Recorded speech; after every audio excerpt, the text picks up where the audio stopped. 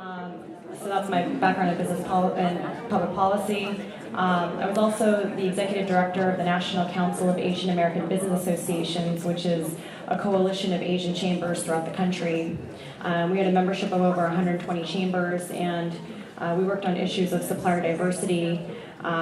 We did a little bit of advocacy, and we helped to advise a lot of Fortune 500 companies on how to engage the AAPI business groups.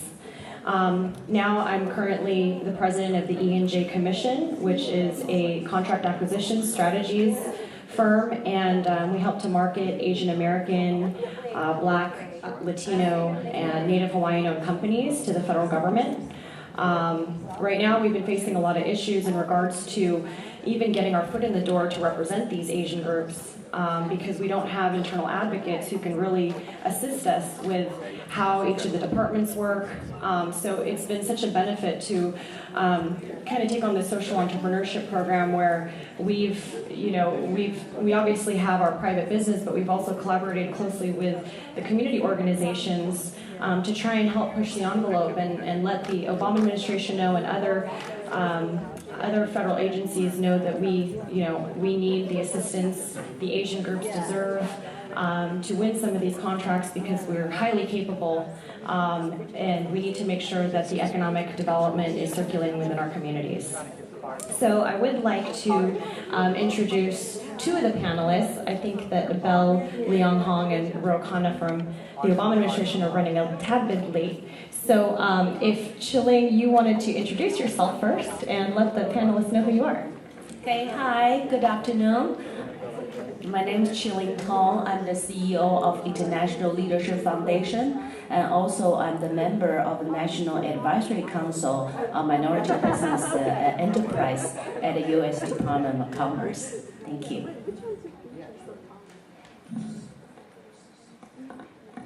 Oh, do I go next? You're next. All right. I have to listen to instruction, being told what to do. My name is Duy Nguyen, and I'm very glad to be here, all the way from Nevada. And we have another Nevada in the house, is Commissioner Rosita Lee over there. So I have pressure because she's one of my bosses.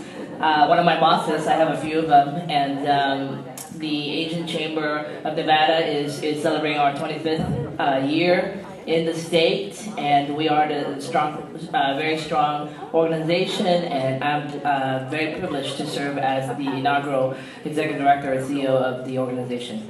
Great, thank you, Yui. So I have a great personal relationship with both of our panelists, and I want this to just kind of be a candid dialogue of some of the challenges we faced in regards to leadership within the Asian groups.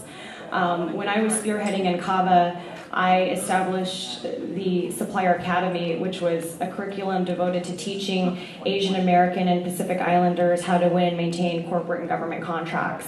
And there's always this assumption that Asian Americans are so good at business and we know exactly what we're doing and we have all the access to capital and the financing, when the reality was a lot of us still needed the technical assistance and the funding for our projects. There's a huge issue that we have in mainstream media, as we were speaking earlier. People don't know how to distinguish between an Asian and an Asian American, especially within the business groups. And one of the challenges that we've really seen is that, Asian Americans don't want to speak up and ask for the assistance when we do desperately need it. And Yui, because you are a leader within, a grassroots chamber, I wanted to know how the Nevada Asian Chamber has utilized their efforts to impact national Asian American issues and develop business leadership within the region. That's a tough question, and I'll try my best to answer it. I believe that. I think everything has to start from the grassroots efforts, like you said earlier. The community here in Nevada is very unique in the country, because we are, by the latest census, is the fastest growing Asian community in the country. And therefore, we have a lot of challenges with that growth. We have a very large Filipino community, Chinese, Korean, Vietnamese, and then of course we have the biggest Hawaiian population outside of Hawaii. We're also commonly known as the ninth island of Hawaii. So, we have a very dynamic and diverse community, which a lot of it, a lot of folks don't understand the needs and access. And so the chamber, our effort is really trying to outreach to the community as well as the state and local government as well as the federal delegations to let them know what our needs are. The amazing thing is that even though we've been around for 25 years, a lot of people in the community said there's an Asian group, there's an Asian chamber. I mean, there's a lot of folks who come from outside Nevada coming into our state, and when they go down the Spring Mountain area and they realize there's a huge 2-mile stretch of Asia Town, they were shocked. They said, wow, there is a very private community outside of the Strip. And no, not all of us live in a casino. We have a very, very strong community. All of the major brands that you'll see in other communities. You hear about California all the time. You hear about Texas. You hear about New York. You hear about other Asian populations. But Nevada is kind of missing in action from the national scene. And through the work of Rosita as commissioner, she goes around and makes sure that she's bringing a lot of resources to Nevada and work with the chamber on educating not only our community, but educating the community in our state of the needs of the Asian community. And that's when it comes to business development. There's a lot of issues that is not at the table. I mean, we at the chamber meet regularly with federal, with state agencies, and with different government entities to make sure that our voices are at the table. But a lot of people don't understand what those issues are because they actually never ask us what those issues are. So when it comes to getting out there, we just really do our best to make sure that we address everyone's need and be able to communicate that needs. There's a lot of in-language issues. I heard this talk about throughout all the panels, throughout different issues, throughout media, throughout representation. There's still a lot of in-language need for the community. And how do you translate that service or that particular access to those community? Because Nevada was facing the largest foreclosure crisis in the country, and for that we work closely with HUD to try to translate services and resources out to our business community, because we have to make sure that we focus on that aspect as well. So there's a lot of things that we're trying to do to outreach to our community.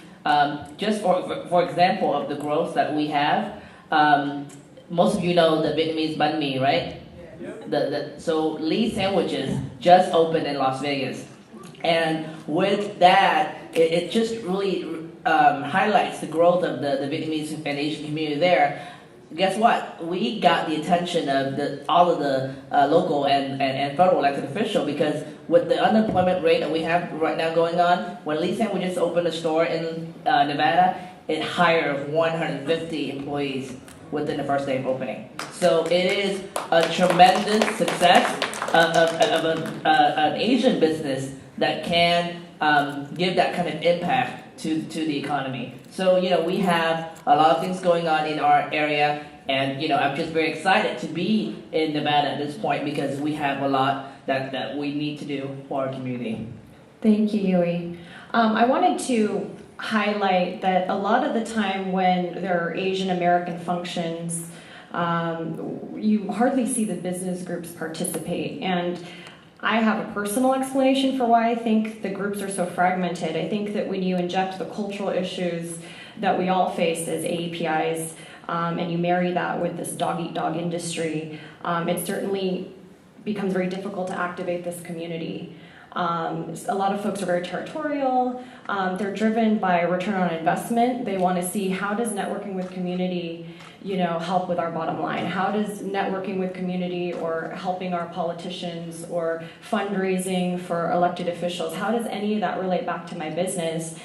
And so, there are pioneers within this community, the business community, like Ms. Chiling Tong, who I hold in very high regard for all of the work she's done, and she's a great friend and a mentor to me. And Chiling, I just wanted to know, with your intersection of knowledge as a nonprofit leader, as a businesswoman, and a former government appointee, what leadership challenges have you observed with engaging the AAPI groups, and what are some solutions?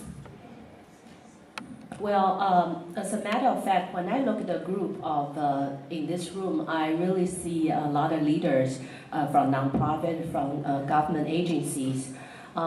Especially when I come here this afternoon, APAC is kind of a civil awareness group, but I'm so admire them willing to put some business section into today's conference.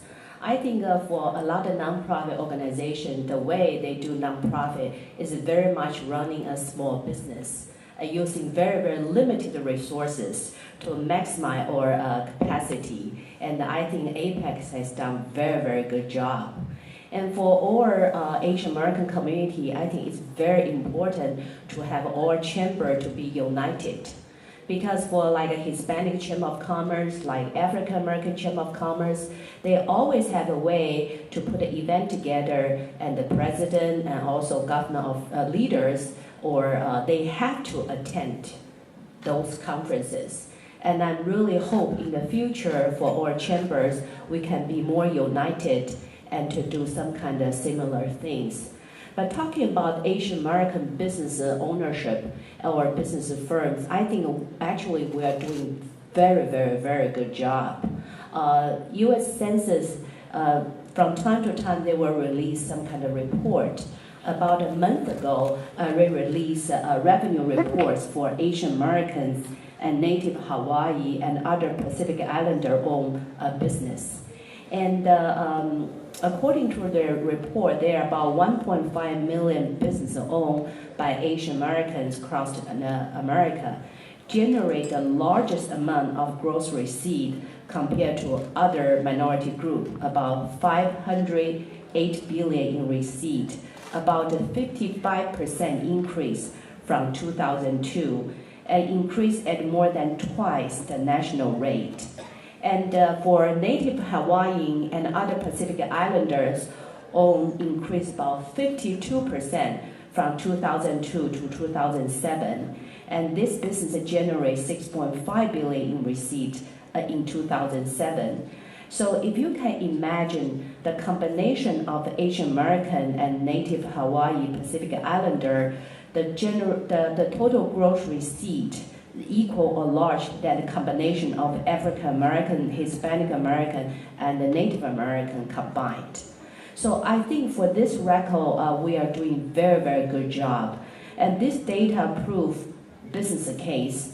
I think for Asian American firms, we are supposed to leverage our ancestries, language capabilities, and cultural compatibility with countries in Asia to benefit the global economy.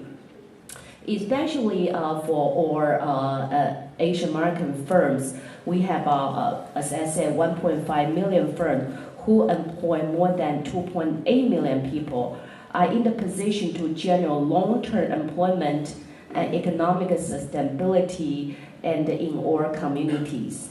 I think for Asian Americans business, although we have some problems in our community, because sometimes people feel we are not united together and we cannot help each other. But talking about sometimes like access to capital, a lot of the Asian bank, they do help our community, especially during the economic crisis.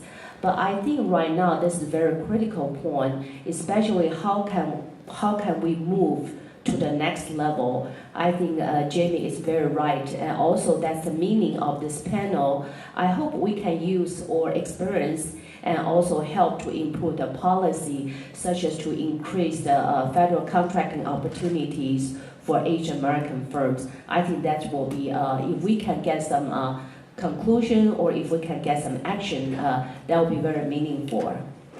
Thank you, Chiling. We now have Miss Bel Leong-Hong, who has joined us. Thank you for coming, Bel. We're so happy to have you. Bel Leong-Hong guides her company's work in information technology and knowledge management solutions for Knowledge Advantage, Inc. She is president and CEO. Do you want to go ahead and I'm sure that they can read this in the program. Do you want to go ahead and introduce yourself? Sure. First of all, my apologies. The best planned traffic plans in DC. After all these years, I still surprise myself. Thank you all for having me here today.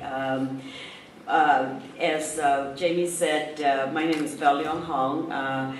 I have kind of a long and tortuous history that got me to this point. But it's just very briefly, I started my career as a federal employee. I came into the government as a GS7 mathematician and came out 30 years later, and went through, my background is in IT. That was my education and my training. And when I came out of government, I looked around and said, well, what am I going to do? Am I going to join a corporation, or am I going to start my own business? And I decided that 30 years of a lot of structure is a lot of structure, and I didn't want any more of that structure, especially coming from the Department of Defense, which is highly hierarchical. So I decided to start my own business, and I have to say that I'm one of those people that tell people to plan. I tell people, make sure that you plan 5-10 years ahead. Lay out your journey, all of the milestones that you need to accomplish to get to where you are. Unfortunately, I don't practice what I preach. So I'm letting out my secret. And so I started out the business. I didn't have much of a business plan other than I wanted to do things that I wasn't able to do in the last 10 or 15 years of my career in the federal service. After you get to the senior executive, you do a lot of meetings, and you do a lot of policies, and you do a lot of trying to get people to do things that you would love to do yourself. And so I said to myself, I want to do things that I want to do, that I want to have some of the fun that my folks used to have.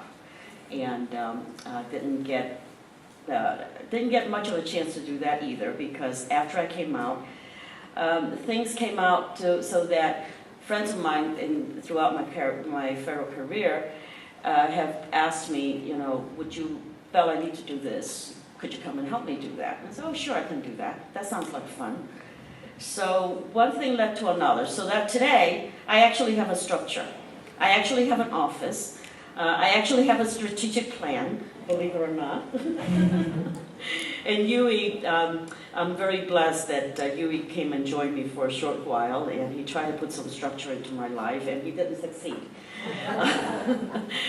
Not because of lack of trying, and not because he's not good, but because I am just totally unstructurable. But one of the things that I do want to share some lessons learned with you all. First is, one of the things that helped me succeed was networking, and having a very strong network of friends and associates that allowed me to explore and expand on areas that were of interest to me. So networking is very important in a small business. Secondly, because I was in the government for the amount of time that I was in, I was very familiar with the laws and regulations and the do's and don'ts in businesses. For those of you that are contemplating starting a business of your own, I would encourage you to do that, but I would also encourage you to get to know the laws and the regulations and know about the resources that are available to you. Chiling is, unfortunately I wasn't able to be here for your part of the presentation, but knowing Chiling's excellent reputation and her portfolio, she'll tell you, that there are a lot of opportunities and a lot of programs that are in the federal government that can help small businesses succeed. The MBDA is the one that she was in charge of, but there's also the Small Business Administration. They have programs that help small businesses, and also each and every single department and agency in the federal government have a small business unit that can help those of you that want to start a business and want to do business with the government. It is also important that you participate actively in the shaping of the policies and of the rules and regulations, and you can do that as citizens. You can do that. Most often, the rules and regulations that apply to small businesses have to go out on a public comment period. And if there are areas that are of interest to you, please participate and please let your voices be known. Because unless you do that, there may be rules that are established or that are set up that will come back and haunt you if you don't say something about it when you have the chance to do that. And the other area that, another lesson learned that I think is very critical for all of us is access. Access to programs, access to information that would allow you to do business with the government. And don't be afraid to ask your friends, your network of friends, to say, your organization doing XYZ, my company is doing this. There may be some synergy.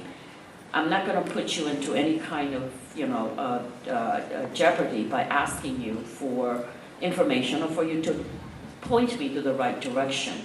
And very often a conversation like that with your friends and your colleagues in your network will help you, get that next contract or that next grant or that, next task order. Lessons learned from my 12 years as a business owner is plan, even though I don't plan very well, but do plan. Establish your network and continually increase those networks. Get the opportunities to meet people that are in the various interests that you're doing business in or that you are interested in doing business in, and find out how you can affect those policies and regulations that are coming out and that may impact you. Finally is continue to build on your portfolio, increase your get known in areas that you want to sell to the public or to the government agencies in, and persevere. Thank you, Bel. So I wanted to kind of switch gears from small business technical assistance to actual contracting, and Chiling was able to provide some of those statistics to show the success of AAPI-owned firms, and a lot of that revenue is coming from small businesses.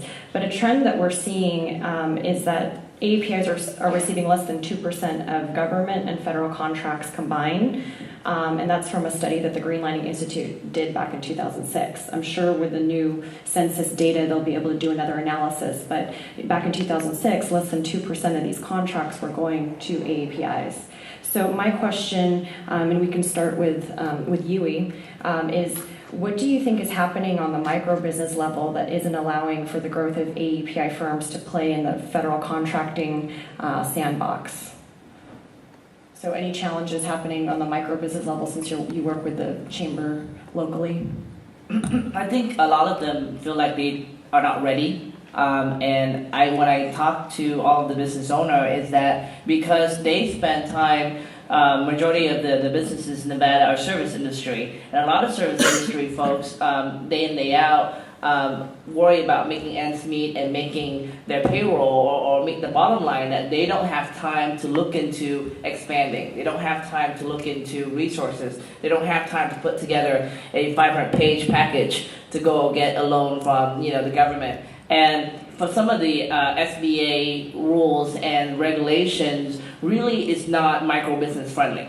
And I know, Jamie, when you advocate for that in your previous role, as well as these two luminaries here, Bel and Chiling, that a lot of those challenges get repeated over and over and over again, not just in Nevada, but throughout the country, that those access programs are still intimidating to these business owners. So as Asian Chamber, as kind of like an intermediary organization, you're trying to really get in there and have the access be available, but still at the end, when you talk to the banks, when you talk to these folks who can make decisions, 99% of the time, the small business owner do not qualify for these programs. So there still needs to make some major legislation changes as well as major policy changes for that to be able to happen, because majority of those businesses that needed that loan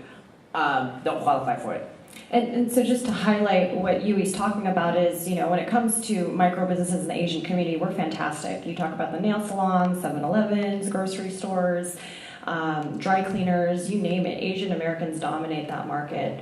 However, once you get past the $1 million mark, there starts to be insurance requirements, bonding, collateral. I mean, things that recent immigrants, any recent immigrant community, whether it's, Black, Latino, Asian, I mean, we face the same issues that the other minority communities do, which is why it's so important that we engage with these other communities to make sure that we're all working in unison. And so once you get to the federal contracting space, you obviously have to have the capacity to do this work. And this is kind of the sandbox that I play in. I represent, one of my top clients is a $75 million Asian woman-owned firm.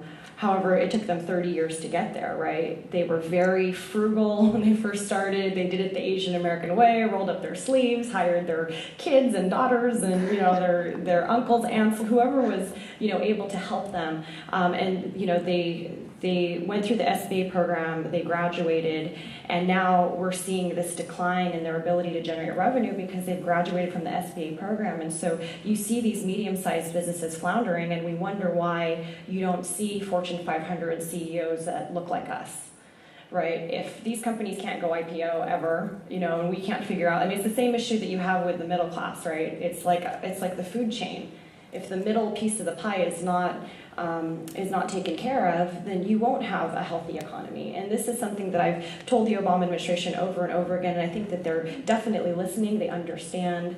So there's definitely different tiers of the pie that need to be attended to. And so, Bel, with your background in contracting and understanding how technical, I mean, every day she and I look at RFPs and we're looking at, I mean, there's so much jargon that you have to learn in this space. How do we help our communities engage in federal contracting knowing that less than 2% of these contracts are going to us? Well, a couple of things. I think that more and more we need to pull together our resources. Let me just give you an example. In Montgomery County, there is a group of businessmen that decided to form a Chamber of Commerce. It's the APA Chamber of Commerce of Greater Washington, D.C. area. Now, interestingly enough, this group of businessmen got together, or businessmen and women got together, and I would say about 95% of them are do not do business with the federal government. And I had an interest in helping these folks because they want to do business. It's just that they don't know how to get started. So I think it behooves us to get together these groups and to help them by even giving tutorials, like, how do you make an application to the SBA? How do you get into the 8A program if you qualify? How do you approach a federal agency, or how do you go to a small business office and present yourself? What are they looking for? And the small businesses units, the representatives in each of these federal agencies and departments are very willing to come and talk to groups of people or groups of businesses that are interested in doing business with them. But one of the things that I do find is that, as you said, they start talking in jargon. And so when they start talking in acronyms, and I have to tell you, I talk in acronyms, I understand them, but I would say that the majority of our friends and neighbors don't. And so you almost have to say, okay, spell everything out, explain it in very simple terms so that they can understand. Now, right now, I think that the Small Business Administration is starting out a whole series of listening tours. This is what they call it, Small Business Administration listening tours, I think there was one that just happened last week, I believe, but they're going all around the country. If you see one in your area, I would very much suggest that you attend. And to your point, when they come to Las Vegas, go to that and get some of your businesses to go there, especially the micro businesses. Because one of the things that this administration is strongly endorsing is making capital accessible to the small businesses. But the problem, as Huey indicated, is it's very difficult. How do you fill out 100 pages of paper that for maybe $10,000 grant or something like that? And after a while, it's a matter of, is it worth it? But this is the kind of things that the Small Business Administration needs to hear from you, okay? Until they understand that there is a problem, they won't be able to solve it. And then I wanted to touch on the access issue, because that's the issue that I have in representing Asian American, Native Hawaiian-owned firms, Black, Latino. I mean, we're having this issue across the board with access, and the people who have championed our efforts are the ones that work in the actual departments and have said, hey, I know you, Jamie, I know you help out the chambers, what's going on? And we meet at networking receptions. I'm like, hey, you guys don't answer the phone. The number that you post on the website, I can't get a contracting officer to answer. And so, Chiling, I wanted to ask you, since you were an Asian American leader who was, tapped by the Bush administration, how is your leadership position internally able to help the AAPI-owned firms when you're working for MBDA? Well, actually, Jamie, I think you asked a very, very good question, which I don't think within such a short time we can resolve all these issues. As a matter of fact, recently I have attended two very important meetings. The first one was the National Advisory Council on Minority Business Enterprise annual meeting. It was kicked off by Secretary of Commerce Gary Locke, and we have about 25 members, and they are composed from African American, Hispanic, Native American, and Asian Americans. During the whole day, we were talking about government contracting opportunities, how we can open more doors for minorities, and also how can we be more effective for the government contract procedures. But I think the whole meeting, the whole day's discussion, it reminds me of the past 8 years. Whenever I attended, such an intergovernment agency event put up by SBA or MBDA, it's the same issues. And about 2 weeks ago, I have worked with MBDA Director David Hansen, and we put an MBDA Business Roundtable in Los Angeles. And then because during the process, the White House Business Council wants to put a White House Business Roundtable, so they upgrade our MBDA Roundtable into a White House Business Roundtable. And Congresswoman Judy Chu and David Hansen came together to talk with a group of Asian American business owners, about 30 people there. That one was close to the press, but we are focused on government contracting and also lending opportunities, how to access to capital. It's still the same thing. I mean, the issue we have been discussed on again, not only for the Asian Americans, but all for the minority business. How can we resolve these issues? So I think, Jamie, like you are doing a great job. I mean, yourself, your development, you have your small business, but in the meantime, you're always like an advocacy for our community. And a lot of business people, they do receive government contracting. They are doing a very good job, but they are not here. They're not with our community. I'm not criticizing that they don't take action. They're very good at their business, but they never really come out to advocacy on behalf of our community. And I think for us, for government agencies, they really have to improve their outreach, just like Bel, you mentioned about. We also have to be very active to participate. And also they need to better use of the technology and data. A lot of time when we were meeting with SBA, always talking about data accuracy, how we measure the Asian American or minority business or disadvantaged business to get a government contracting. Always talking about set aside, contract bundling, mental protege program, and subcontracting. So I think this is a kind of an issue we just cannot resolve within such short time. But it's very important when you want to get into government contracting, you really have to find the right person.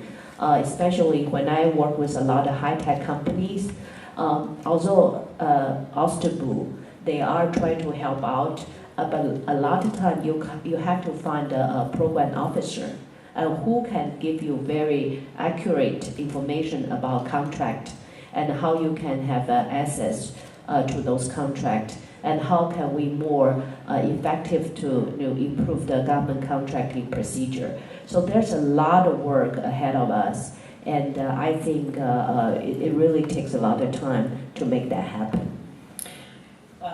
I just want to add to that comment real quick. How many of you here are not from DC area? Okay, so I know there's still a lot of discussion, and with Bel and Chiling, they have great experience with government contracting. For majority of the business in Nevada, they do not deal with government contracting because number one, they don't want to because it takes too long, and two, they want instant result. They want to get something right away because if you go with the government contracting, you go through really a lot of hoops before you get there, and then you have to do your due diligence, right? So a lot of the micro business owner, a lot of the business owner in our state relies on an organization like Chamber. Because why? Because we have sponsors and we have corporate partners who are banks, who are lenders that are at the table, and we are kind of like our own version of SBA, so to speak, to kind of help facilitate that with the bank and say, these are the chamber members, these are community groups, these are businesses that have participate through the chamber process, and they've done their part, and the banks will go to us and say, hey, Asian Chamber, this business is coming to us for money and for things like that. Give us your opinion. And they actually work with the chamber and the banks to try to help these businesses because the banks want to help the businesses to do well. And sometimes they have to go outside of the federal program to accomplish that. So I encourage I know a lot of you in the room are organizational leaders in your community. So you don't really have to, one way for folks who are closer to DC, they have a lot of access to the federal contracting. But for folks who are outside of the Beltway, and for folks who are in the area like Nevada, who we still need to develop how to get access there, we have the banks, we have the corporation, large corporation that would want to work, but we need organization leaders like yourself who facilitate that process to help the community. And trust me, all of the banks in our area come to us and say, hey, Yui, how do we reach out to the community? Tell us, because we want people to understand, because the Asian community is so complex, not like any other minority community. We're not identified by a language, we're not identified by one culture. We're so diverse that they need us to help walk through them. So I encourage you out there in your areas, if you're not already working with banks or with your organization, I would encourage you to reach out and start those relationships. So I just wanted to survey the room. How many of you are actual business owners? Okay, that's more than I usually see at these events. And then how many of you are just general AAPI community advocates? Okay. Well, so I want to highlight how this impacts the local communities in which you serve. So let's say you're a health advocate, right? If you guys have mixers in your area or receptions or golf tournaments, please invite the business community to participate because they could sponsor your events.